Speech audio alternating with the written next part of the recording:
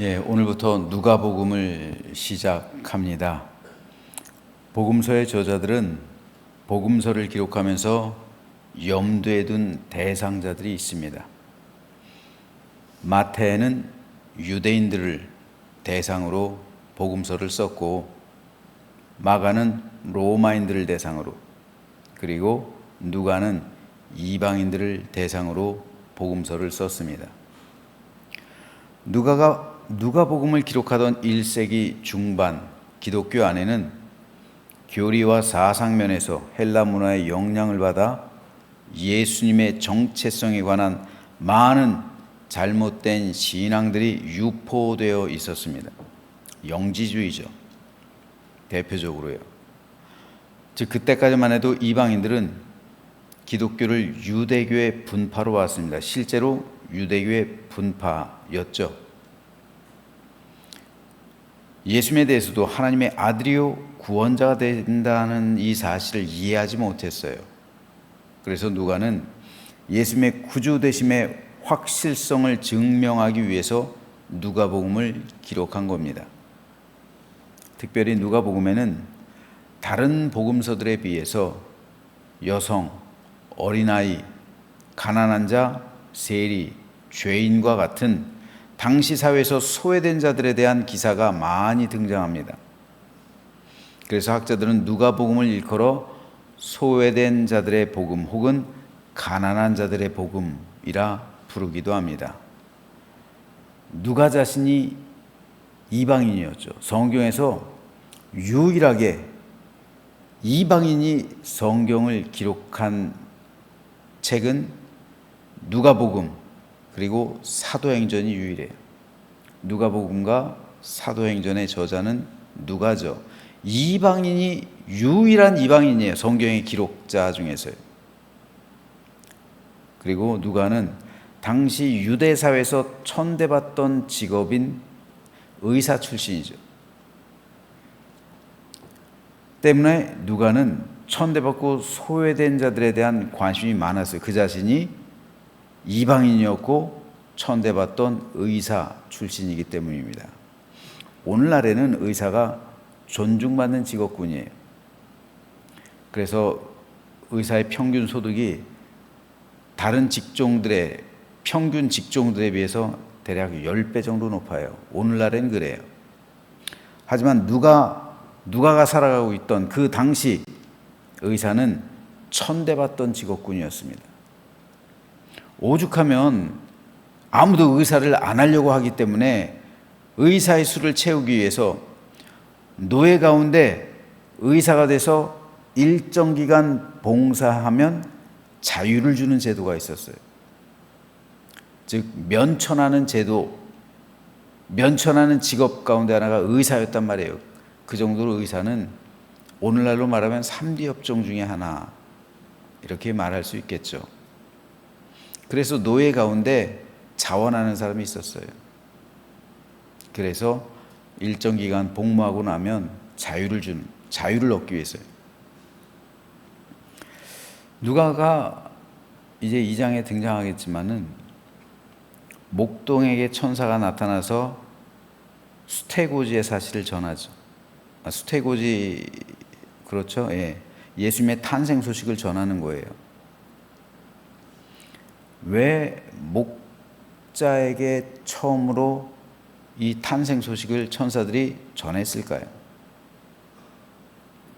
왜냐하면 목자들도요, 또 다른 천대받는 직업이었기 때문에 그래요. 당시 8가지 천대받는 직업들이 있었어요. 그 가운데 하나가 의사, 그리고 목자, 또 다른 직종들이 있어요. 사기꾼처럼 여기는 세리들도 있고요. 그리고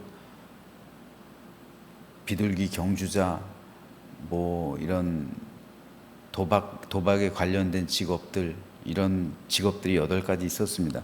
그 가운데 하나가 세리, 그리고 목자, 대표적으로 의사, 푸주간 주인, 이런 것들이요. 우리나라 말로 하면 백정, 이런 식으로 해요. 그래서 누가복음에는 당시 사회에서 소외받고 천대받는 사람들에 대한 관심이 많아요. 그리고 그들을 위로해주고 그들에게 전해주는 그런 말들이 많이 나와요. 특별히 대상자도 이방인들이잖아요. 누가복음의 대상자들. 실제로 누가는 밝히잖아요. 수신자 데오빌로. 누가복음이 데오빌로에게 전하는 첫 번째 복음, 사도행전은 데오빌로에게 전하는 두 번째 복음이죠. 이런 누가복음은 크게 5부분으로 나눌 수가 있습니다. 1장 1절에서 4절은 서문이에요. 1장 5절에서 4장 13절은 탄생, 예수님의 탄생 및 공생의 준비. 4장 14절에서 9장 50절은 예수님의 갈릴리 사역. 9장 51절에서 19장 27절은 예수님의 유대 및 베레아 사역. 마지막으로 19장 27절에서 24장 53절은 마지막 한 주간의 사역, 그리고 부활과 승천. 이렇게 누가복음은 구성되어 있습니다. 오늘은 첫 번째 시간으로 1장 1절에서 38절을 읽었습니다. 누가복음 1장은 80절까지 구성되어 있기 때문에 맥체인은 반으로 나눠서 38절까지를 먼저 오늘 읽었습니다. 오늘 이 부분은 크게 세 문단으로 나눌 수가 있습니다. 4절까지는 지필, 배경과 목적을 밝히는 서문. 5절에서 25절은 세례 요한의 출생과 그에 대한 가브리엘의 예고와 성취. 26절에서 38절은 가브리엘의 마리아 방문과 수태고지 및 마리아의 순복에 대해서 기록하고 있습니다. 오늘은 이 가운데서 19절 말씀에 대해서 잠시 살펴보려고 합니다. 천사가 대답하여 이르되 나는 하나님 앞에 서 있는 가브리엘이라. 이 좋은 소식을 전하여 네게 말하라고 보내심을 받았노라. 누가복음 1장에는 두 번의 수태고지가 등장합니다.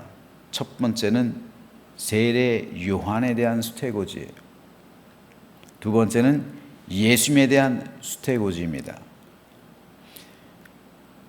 이 가운데 오늘 우리가 읽은 누가복음 1장 19절에서 가브리엘은 세례 요한의 태어남에 대한 수태고지를 정하고 있습니다.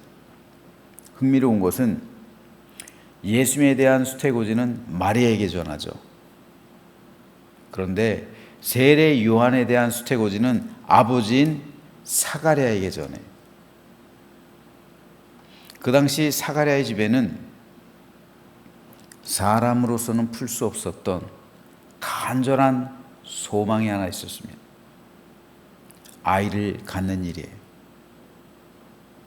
사가랴의 아내 엘리사벳은 아브라함의 아내 사라처럼 아이를 갖지 못하던 여인이었습니다. 게다가 이들의 나이는 많았어요. 사가랴 자신의 고백처럼 나는 늙었고 내 아내도 나이가 많습니다. 그들은 아론의 자손들이었어요. 경건했습니다. 제사장 가문이었어요. 실제로 사가랴는 제사장의 직무를 행하고 있었습니다. 하나님 앞에서 의인이라 인정받던 사람들이었습니다. 주의 모든 계명과 규례대로 흠이 없이 행하던 가정이었어요. 그런데 그들에게는 아이가 없었어요. 여러분, 경건하고 의인이라 인정받고 모든 계명 규례를 지키는데 아무 흠이 없어도 이렇듯 자기 뜻대로 되지 않는 것이 인생이에요. 하나님 앞에 신실한데 아이를 주지 않아요. 당시 아이가 없다는 것은 당시 사회에서 굉장히 큰 아킬레스건이에요. 우리도 얼마 전까지만 해도 대가 끊어졌다는 말이 있었어요. 제가 연구해서 딸 둘을 낳으니까, 그리고 안 난다고 하니까 다른 목사님 그리고 사모님들이 대가 끊겼네? 이 말을 해요. 아직까지도 그렇게 생각하는 사람들이 있어요. 지금도 그런 생각을 하는데 하물며 지금으로부터 약 1900년, 2000년 전에 아이가 아예 없다? 이거는 하나님의 형벌이라고 생각하던 시절이에요. 의인인데 하나님의 형벌을 받았다. 이거 말이 안 되잖아요. 뭔가를 잘못하니까 저렇게 하나님이 아기를 안 주지. 이런 말을 하던 그런 시절이었어요. 그러니까 얼마나 마음에 간절함이 있었을까요? 그러나 모든 것을 포기해버린 그 상태. 그 상태가 바로 사가랴의 가정의 상황이었어요. 그런데 오늘 본문에서 가브리엘이 사가랴에게 나타나서 수태고지를 전합니다. 그러면서 가브리엘이 19절에서 뭐라고 말합니까? 이 좋은 소식을 전하여 네게 말하라고 보내심을 받았노라. 여기서 가브리엘이 말하고 있는 이 좋은 소식, 이게 바로 복음이에요. 영어로 굿뉴스예요. 좋은 소식, 복음. 영적으로는 하나님으로부터 임한 소식이 복음이에요. 그래서 생명과 구원을 얻을 수 있는 길에 관한 소식, 이것이 복음이에요. 하지만 일반적으로는 세상 모든 염려와 걱정과 괴로움과 고통 가운데서 건짐받을 수 있다는 문제 해결의 소식, 이것이 또한 복음이에요. 가브리엘이 전하는 이 좋은 소식은 사가랴에게 아이가 있게 될 것이다 라는 소식이었어요. 이건 희망입니다. 이건 기쁨이에요. 그 소식을 들으면서 기쁨과 희망이 움터오르는 것, 이게 좋은 소식이에요. 사형수에게 너 내일 사형당한다 라는 말은 좋은 소식이 아니에요. 그것은 사실을 말한 거지 이건 좋은 소식이 아니에요. 사형수에게 좋은 소식은 너 죄가 면제받았다, 이게 좋은 소식이지 너 내일 사형 집행된다, 이건 좋은 소식이 아니에요. 이건 나쁜 소식이죠. 사형수에게 좋은 소식은 너 형 집행 정지된다, 너 사면된다, 이게 좋은 소식이에요. 너 사형당해 내일, 이건 나쁜 소식이죠.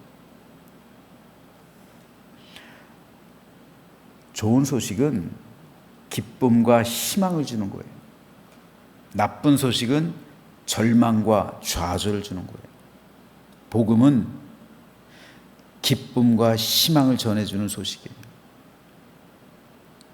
여기서 우리는 한 가지 중요한 신앙의 원리를 발견할 수가 있어요. 성도는 좋은 소식을 전하는 사람이라는 사실이에요. 복음은 좋은 소식이죠. 성도는 복음을 전하는 사람들이에요. 즉 기쁜 소식을 전하는 사람들이란 사실입니다. 가브리엘이 이 좋은 소식을 내게 말하라고 보내심을 받았다 라고 말한 것처럼 성도 역시 이 좋은 소식을 여러분에게 전하라고 나는 하나님으로부터 보내심을 받은 사람입니다 라고 고백할 수 있어야 한다는 거예요. 성도에게는 복음을 전하는 사명이 주어진 겁니다. 좋은 소식을 전하는 사명이요. 우리는 좋은 소식, 복음을 전하는 사명이 우리에게 주어진 이 사실을 확실하게 인지해야 합니다. 우리는 나쁜 소식을 전하는 사람이 아니에요. 좋은 소식을 전하는 사람입니다. 복음을. 그러므로 우리 입에서 나오는 이 소식들은 기쁨을 주고 희망을 주고 위로를 주고 평강을 주는 좋은 소식에 관한 것이어야 돼요. 이것이 성도가 살아가는 삶의 방식이에요. 그럼 한번 생각해 보세요. 나는 좋은 소식을 전하는 복음에 합당한 삶을 살아가고 있습니까? 아니면 나쁜 소식을 전하고 있습니까?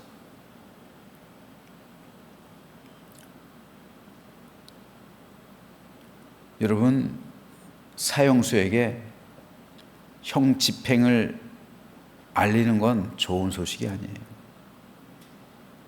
전쟁에서 패배했습니다 라는 소식을 누구보다 빨리 알리러 간 그런 사람은 에티오피아 사람이죠. 구약에 등장한. 좋은 소식을 전하는 사람이 아니에요. 나쁜 소식을 전하는 것은 사실이긴 하지만 그건 복음이 아니에요.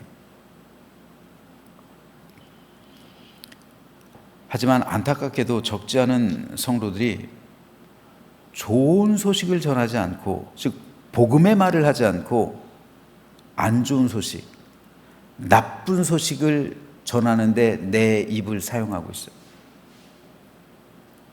여러분, 이건 굉장히 좋지 않은 습관이에요.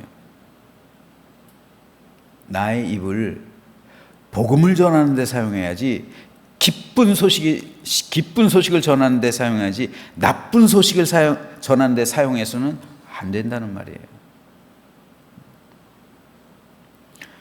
내 입에서 하늘에 속한 복음이 나와야지, 음부에 속한 죽음의 소식을 알린다면 여러분, 그 가정, 그 교회 무너지는 겁니다. 실제로 얼마 전에 미국에서 있었던 일이에요. 성도가 약 100명 정도 되는 교회, 그러니까 우리 교회 정도 되는 거예요. 딱 우리 교회 사이즈예요, 규모가. 어느 날 바베큐를 했다고 그래요. 주일 예배 후에. 미국이나 영국에선 예배가 끝나고 성도들끼리 흔히 식사하면서 바베큐를 하죠. 마당도 널찍하고, 그러니까 종종 합니다. 근데 바베큐를 하려면 숯불에 불을 붙여야죠. 그러니까 이 불을 붙여야 되는데 이 라이터가 없는 거예요. 불을 붙이는 게 없는 거예요. 교인들이라 담배를 피지 않으니까 라이터가 없는 거예요. 그 중에 분명 담배를 피는 사람이 있었겠죠. 근데 라이터를 내놓으면 내가 담배를 핍니다 라고 자인하는 셈이니 꼴이니까 라이터를 아무도 내지 않아요. 불이 없어서 이거 어떻게 붙이지? 하던 찰나에 담임 목사님 아들이, 쉽게 말해서 저로 말하면 우리 겸이가, 나 라이터 있는데? 하면서 라이터 갖고 와서 불을 붙여준 거예요. 그 청년이 담배를 펴서 라이터가 있는 게 아니에요. 이 청년도 원래 라이터가 없었는데 그날 마침 주유소에서 기름을 넣었는데 사은품으로 라이터를 줬다는 거예요. 사은품으로 라이터를 주니까 라이터를 받아온 거예요. 그리고 그게 주머니에 있는 거예요. 근데 마침 불이 없다고 하니까 주머니에서 나 라이터 있지 하면서 이걸 꺼내서 불을 붙인 거예요. 그런데 그날 저녁 한 권사님 가정에서 이야기가 나오는 거예요. 담임 목사님 아들 위해서 기도해야겠다. 얘 담배 핀다. 오해한 거죠.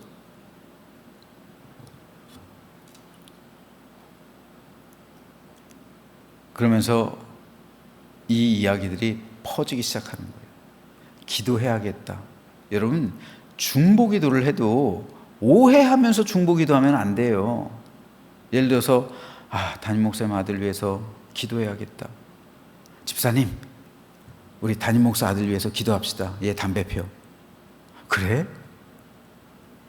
권사님, 우리 담임 목사 아들 위해서 기도해줘요. 얘 담배 펴요. 그래? 퍼져나갑니다. 담배 끊게 하기 위해서 좀 기도 좀 합시다. 담임 목사님 아들. 점점 소문이 퍼지는 거예요. 결국 어떤 소문이 난 줄 아세요? 담임 목사님 아들 마리화나 했는데, 마리화는 대마초예요, 대마초. 담임 목사님 아들 대마초 핀데, 우리 기도해야 돼.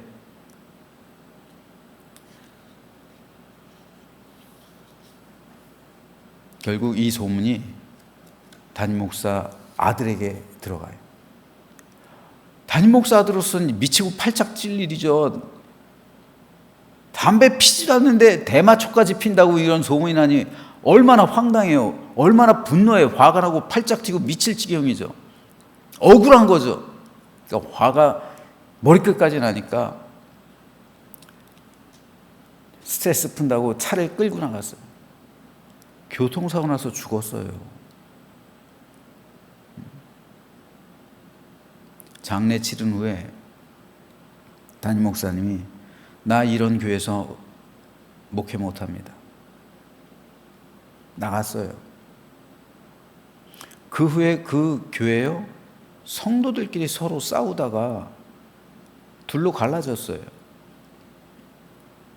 어디서 그게 시작됐어요? 담임 목사님 아들 담배 펴, 기도해주자. 여기서 시작. 이건요 좋은 소식이에요. 담임 목사 설령 실제로 담임 목사 아들이 담배를 핀다 해도 그거를 전하는 게 좋은 소식이에요? 이건 나쁜 소식이지 좋은 소식이 아니에요. 그 사람을 위해 기도해 주자, 이거는 좋은 소식이지만 담배 피니까 기도해 주자, 이거는 좋은 소식이 아니에요. 그거는 중보 기도를 가장한 나쁜 소식이에요. 이건 복음이 아닙니다. 복음의 소식이 아니에요. 중보 기도를 해도 오해하지 말아야죠. 오해하면서 중보 기도하면 안 되잖아요. 사실이 아닌 걸. 확실하지 않은 사실을 사실로 단정 짓고 좋지 않은 소식을 교인들 가운데 퍼뜨린 거잖아요. 담임 목사들 담배 핀다고 퍼뜨린 거잖아요. 이건 좋은 소식이 아니죠. 그 결과 사람의 생명이 죽었어요. 성도들의 마음은 갈갈이 찢어졌어요. 교회는 분열됐어요. 우리는 반드시 기억해야 합니다. 좋은 소식은 생명을 가져와요. 희망을 가져옵니다. 구원을 가져와요. 위로를 전해줘요. 격려를, 힘을, 용기를 줘요. 하지만 나쁜 소식은 죽음을 가져와요. 분열을 가져와요. 절망을 가져오고요, 좌절을 가져옵니다. 우리는 좋은 소식을 전하기 위해 부름받은 사람들이에요. 즉 우리는 복음의 소식, 기쁜 소식, 희망의 소식, 위로의 소식, 하늘의 소식을 전하는 사명이 있는 거지, 나쁜 소식을 전하는 것은 마귀에게 속한 거예요. 그건 죽음의 권세예요. 그런데 적지 않은 성도들이 나쁜 소식을 전한다고요. 나쁜 소식을 전하는데 빨라요. 무슨 소식이 있으면 이리 와봐, 이리 집사님, 권사님, 이런 일이 있었어 그래 세상에. 아니에요. 그러면 안 되는 겁니다. 설령 그런 일이 있다 할지라도 자기 선에서 끊어야죠. 그리고 기도해 주면 되는 거예요. 좋은 소식이 아닌 것은 전하면서 예를 들어서 담임 목사들이 실제로 담배 핀다 할지라도 자기 혼자 사귀고, 아, 얘가 아직 하나님을 잘 모르는구나. 하나님께 기도하면 되는 거지. 야야야, 담임 목사 아들 담배 피니까 우리 같이 기도하자. 이거는 바람직한 기도가 아니에요. 나쁜 소식을 전하면서 그러면 안 되는 거예요. 말거리를 제공하면서 그러면 안 된단 말입니다. 그렇다면 좋은 소식을 전하는 가정엔 평화가 임하는 거예요. 굉장히 중요합니다, 여러분. 내가 다른 성도를 축복해주면 하늘의 평화가 내 가정에 먼저 임하는 거예요. 내가 나쁜 소식을 전하면 음부의 권세가 우리 가정에 먼저 찾아오는 거예요. 이게 성경의 원리잖아요. 그렇게 말씀하고 있잖아요. 그러므로 우리 가정이 하늘의 위로를 맛보고 천국의 평화와 안식을 얻기를 원하신다면 먼저 내가 좋은 소식을 전하는 사람이어야 돼요. 그래야 축복이 우리 가정에 충만히 임하는 거예요. 내가 남의 말하고 나쁜 소식 전하면 그 나쁜 소식이 우리 가정에 먼저 찾아온다니까요. 성도는 서로를 축복함으로 하나님께 복을 받는 존재예요. 좋은 소식을 전함으로 복을 받는 존재가 성도예요. 그러므로 오늘 이 시간 나를 한번 살펴보십시오. 나는 좋은 소식을 전하면서 살아가는 그런 사명자인가? 아니면 나쁜 소식을 전하는데 앞장서고 있는가? 좋은 소식을 전하는 사명자에겐 좋은 소식, 하나님의 복이 임할 것이고, 그렇지 않으면 나쁜 소식, 즉 음보의 권세가 여러분의 가정을 둘러싸는 거예요. 그러므로 이 시간 좋은 소식을 전하기로 결단하는 아침 되시기를 바랍니다. 그래서 하나님의 위로와 평강이 먼저 여러분의 삶과 가정 가운데 충만하며 우리 교회 가운데 좋은 소식이 들려지고, 그리고 기쁨과 은혜와 감사와 축복이 넘치는 복된 우리 모두가 되시기를, 여러분의 가정이 되시기를, 그리고 우리 교회가 되기를 주님의 이름으로 축원합니다.